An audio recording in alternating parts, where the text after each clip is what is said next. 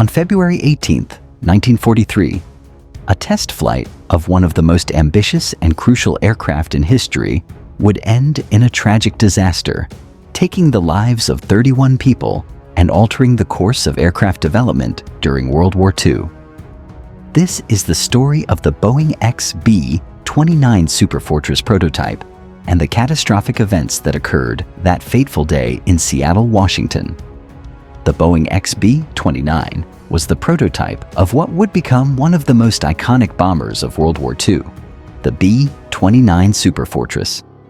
Designed to be the largest and most advanced bomber ever built at the time, the B-29 was intended for long-range, strategic bombing missions.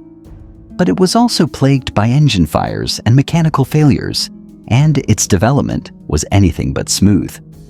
The aircraft involved in the tragic crash on February 18th was the second prototype, a machine that had already seen its fair share of engine issues.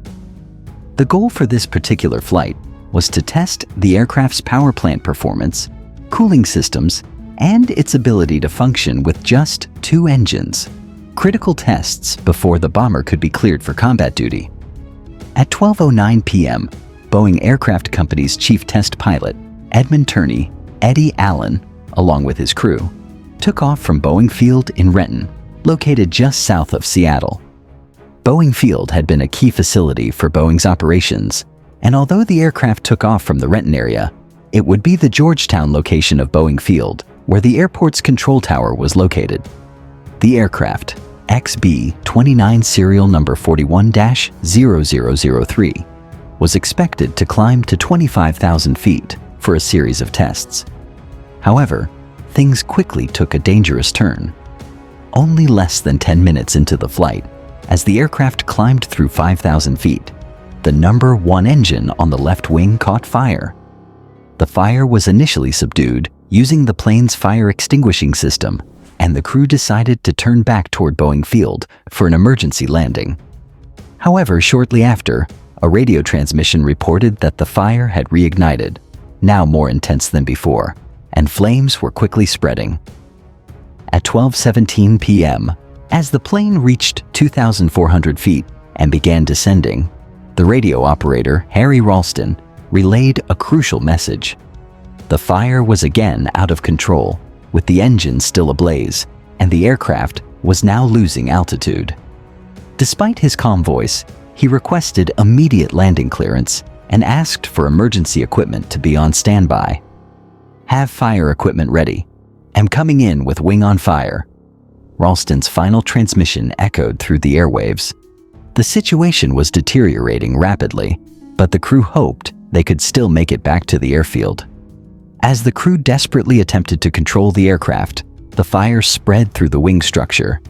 The aircraft's design, which had magnesium components in the engine, was highly flammable. When the fire reached the wing's magnesium parts, it ignited a devastating explosion, tearing apart the aircraft. The fire then spread into the fuselage, threatening the aircraft's structural integrity. Witnesses on the ground reported seeing debris fall from the sky as the plane began to lose its parts.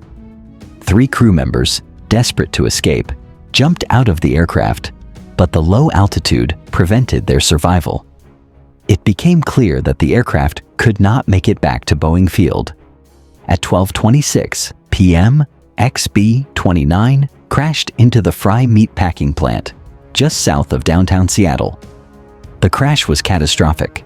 The plane exploded upon impact, and nearly 5,000 gallons of gasoline ignited, creating a massive fire. The destruction was immediate and overwhelming. All 8 remaining crew members on board were killed, as were 20 people on the ground, including workers at the plant. One firefighter who responded to the blaze also lost his life. The cause of the fire was traced back to fuel leakage from the engine's nacelle. The engine had been known to have cooling and fuel leakage issues. The combination of a leaking fuel system, the flammable magnesium components, and the intense heat from the engine fire created a deadly cocktail. The fire spread quickly through the aircraft's wing, traveling to the fuselage and eventually into the bomb bay. The explosive reaction occurred when the fire reached a magnesium wing deicer valve, which exploded due to the intense heat. The blast ruptured the number 2 filler neck assembly, releasing more fuel, which turned the situation from bad to disastrous. This explosion likely caused the failure of both port engines, ensuring the aircraft could no longer fly. In the final seconds before the crash, the pilots probably abandoned any hope of reaching the airport, and the aircraft's undercarriage was extended, possibly to allow members of the crew to escape or to throw out important records of the flight. As the cabin filled with smoke, visibility would have been reduced, preventing them from maintaining control of the bomber. In the aftermath of the crash, significant safety modifications were made to the B-29. These changes included the relocation of the fuel filler necks to a safer location outside of the aircraft's leading edge to prevent future fuel leaks. Additionally, more attention was given to ensuring the sealing of fuel systems to reduce the risk of fuel fires. Though the crash was devastating, it spurred improvements that would go on to make the B-29 one of the most reliable and important bombers of World War II. The B-29 Superfortress played a critical role in ending World War II by delivering the atomic bombs over Japan. On August 6, 1945, the B-29 Enola Gay, piloted by Colonel Paul Tibbets, dropped the first atomic bomb, Little Boy, on Hiroshima. This mission was meticulously planned, with Hiroshima chosen for its military significance. The bomb detonated about 1,968 feet above the city, unleashing a blast equivalent to 15 kilotons of TNT, causing widespread destruction and an estimated 70,000 to 80,000 immediate deaths. 3 days later, on August 9th, a second B-29, Boxcar, piloted by Major Charles Sweeney, dropped the Fat Man bomb on Nagasaki after weather conditions forced a change from the original target, Kokura. The bomb's detonation resulted in approximately 40,000 to 70,000 fatalities. These missions underscored the technological advancement and devastating power of the B-29, cementing its place in history as the aircraft that ushered in the nuclear age. These bombings ultimately led to Japan's unconditional surrender, effectively ending World War II in the Pacific. The missions remain highly significant in military history, not only for their immediate impact, but also for their long-term implications on warfare and international relations. Thank you for watching.